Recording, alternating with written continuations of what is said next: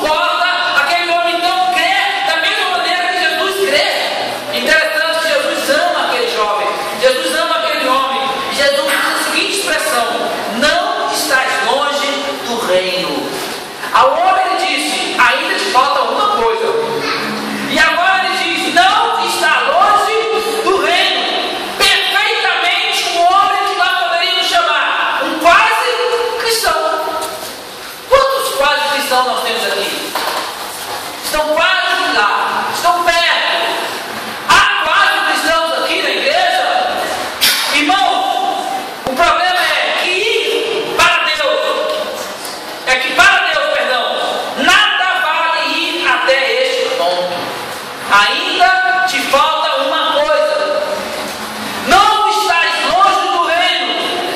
E eu quero que você preste bem atenção nisso, porque o meu maior medo é que muitos que frequentam a igreja são quase cristãos, concordam que a Bíblia fala, cantam, pulam, fazem doações, são pessoas muito bacanas, maravilhosas, como o Rodrigo, entendeu? E a Beth e tal, mas de repente podem se enquadrar como quase cristãos. E isso é muito grave. Por que é muito grave? Porque estar a um passo do céu e a estar a 1000 passos do céu é a mesma coisa. Ambos estão do lado de fora e sobre a condenação eterna. Mas alguns ainda questionam: é necessário ser cristão? Por que não basta ser quase cristão? E o grande teólogo católico chamado Hans King, alemão, disse: por que se deve ser cristão? Por que não basta ser homem autêntico? Por que ao ser homem acrescentar o ser cristão? Ser cristão seria mais do que ser homem? Hans King, no seu livro Ser Cristão. Em outras palavras, irmãos, a questão é: o cristianismo é a religião singular do mundo? Ou será que o muçulmano, o budista, o hindu não adoram o mesmo Deus que nós adoramos, mas com outro nome? Ou de maneira mais franca, Jesus Cristo é o único caminho para Deus, o único caminho para a completude das nossas potencialidades humanas? E sem dúvida alguma, irmãos, esse é o grande diferencial da religião cristã de todas as outras religiões. O grande pregador ainda está vivo, Billy Graham, de 93 anos, certa vez perguntou ao grande cristão índio, Sadhu Sundar Sikar, o que é que a fé cristã tinha para oferecer à Índia, que não pudesse ser mais encontrada nas religiões do país. Respondeu ele sem um pingo de hesitação: Jesus Cristo. Jesus Cristo. Eu gostaria que vocês prestassem atenção, porque às vezes nos perdemos no mar das religiosidades, das religiões comparadas. Irmãos, muitas religiões podem assemelhar-se com o cristianismo, seja na ética, seja na liturgia, seja na cosmologia, muitas delas, mas nenhuma delas apresentará outro Jesus Cristo, porque há apenas um homem chamado Jesus Cristo que o cristianismo exalta. O cristianismo é muito mais que um sistema ou uma religião. O cristianismo é Cristo. O cristianismo é Cristo encarnado, é Cristo crucificado, é Cristo ressurreto. Tirem Cristo do cristianismo e o cristianismo deixará de existir. E a base da veracidade, da verdade, da genuinidade do cristianismo está na vida, morte e ressurreição de Jesus Cristo. E por isso eu continuo afirmando: não dá para levar a vida como cristão se você não é um leitor assíduo dos evangelhos. Você precisa conhecer a vida, a obra do nosso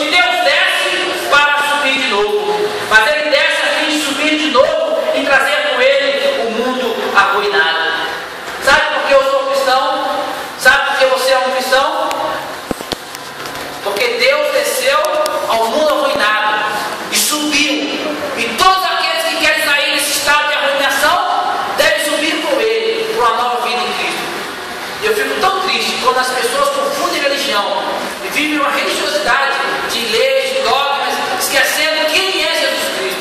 E a tua condenação está justamente nessa base, na maneira como você se relaciona com o Filho de Deus. O Filho de Deus desceu dos céus, habitou esse mundo por você. Mas infelizmente, muitas pessoas não estão nem aí, estão totalmente perdidos em desvaneio e não sabem verdadeiramente e realmente quem é a pessoa de Jesus Cristo. E pelas suas palavras serás condenado. A palavra de Deus nos diz então que ser cristão é ter um encontro com Jesus. Ser cristão, irmãos, é ter um encontro com Jesus histórico. Mas o pensador diz não com Jesus histórico, mas pré-histórico. O Jesus que está de eternidade, pós-histórico. Pois Deus vai dizer que ele é o mesmo ontem, hoje e eternamente. Ser cristão é tê-lo como objeto de fé. A nossa fé, o bem mais precioso, é depositado na pessoa de Jesus Cristo. Jesus merece o melhor de mim. Pois fazendo isso, nós estaremos nos encontrando com Deus. Pois Deus estava em Cristo, reconciliando consigo o mundo. O objeto de nossa fé deve ser Jesus Cristo. E cumpre-nos então resgatar Jesus Cristo das Sagradas Escrituras. Cumpre-nos então resgatar e ter um encontro com Jesus Cristo, a encarnação de Deus. E quais os motivos de tal encarnação? Por que Jesus Cristo veio? Para que Jesus Cristo veio? E quem é esse homem Jesus que veio ao mundo e se revelou como Filho de Deus? E quais são as principais facetas que eu preciso conhecer e abraçar? Primeiro, Jesus Cristo veio para ser salvador do homem. Jesus não veio pisar na cana quebrada e nem pisar no morrão fumega. O velho Simeão, ao tomar Jesus nos braços, ergueu os olhos e disse: Senhor, despede em paz o teu servo, porque segundo a tua palavra, porque os meus olhos já viram a tua salvação. Substantivo rico. E essa palavra salvação, ela recebe um leque, porque a salvação inclui paz com Deus. Temos paz com Deus por intermédio do nosso Senhor Jesus Cristo. Salvação inclui justificação. Justificado, pois,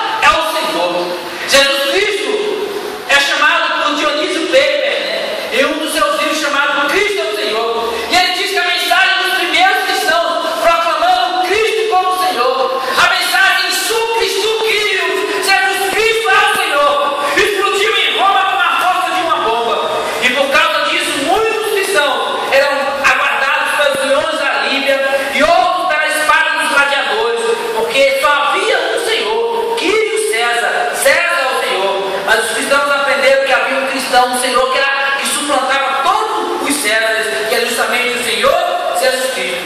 Ser cristão, então, nunca foi um desafio contemporâneo.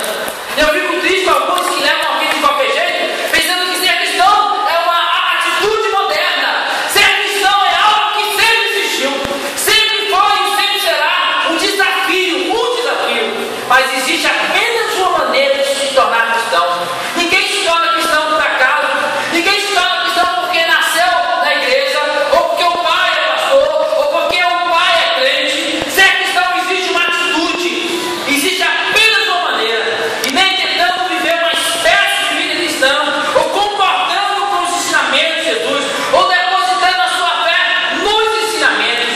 Todos nós temos que percorrer o mesmo caminho para sermos cristãos.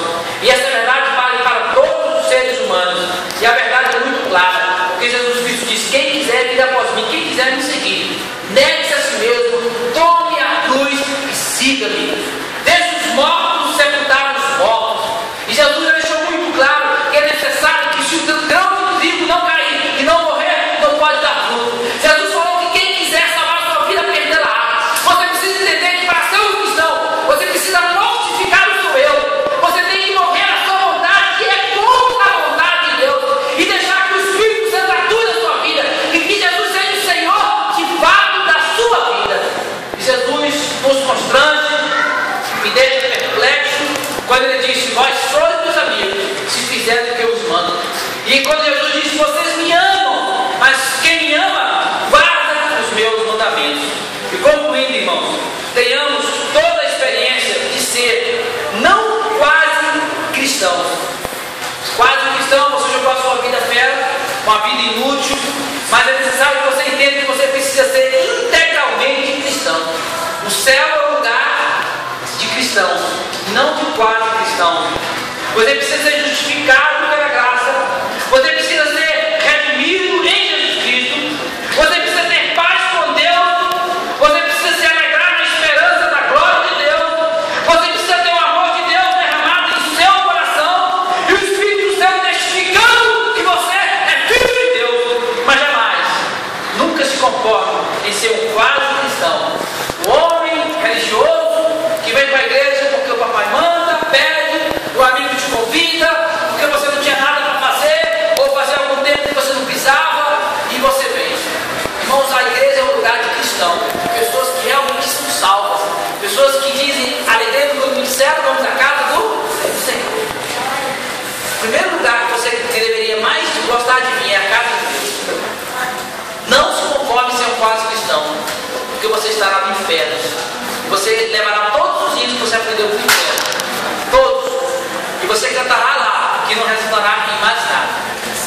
O povo me persuades a fazer-me cristão. E o apóstolo Paulo diz: porventura ou provera, não só você, todos os que estão me ouvindo. E o apóstolo Paulo, na sua santidade, exclui as cadeias e as prisões, quando ele diz: exceto nas cadeias e prisões. O apóstolo Paulo estava disposto a morrer para que o cristianismo avançasse. Eu me lembro agora da época que o comunismo era muito forte. Logo depois da Segunda Guerra Mundial, nós tivemos uma separação ideológica do mundo, chamaram de Guerra Fria, e o Ocidente, com o capitalismo liderado pelos Estados Unidos, e o comunismo liderado pela União das Repúblicas Socialistas Soviéticas. E eu me lembro que o socialismo estava avançando, o comunismo também, e de repente o comunista se encontrou com o cristão, e o comunista diz para o cristão: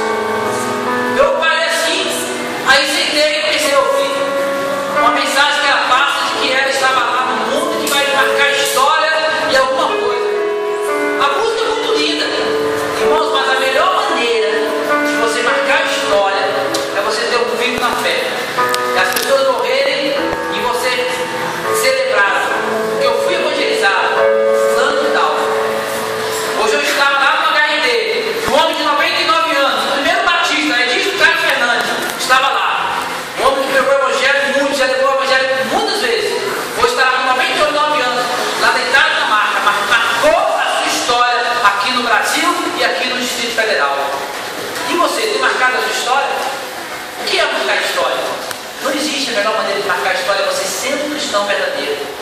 E eu tenho dó, tenho uma tristeza muito grande se você se conforma em ser um quase cristão. Ainda te falta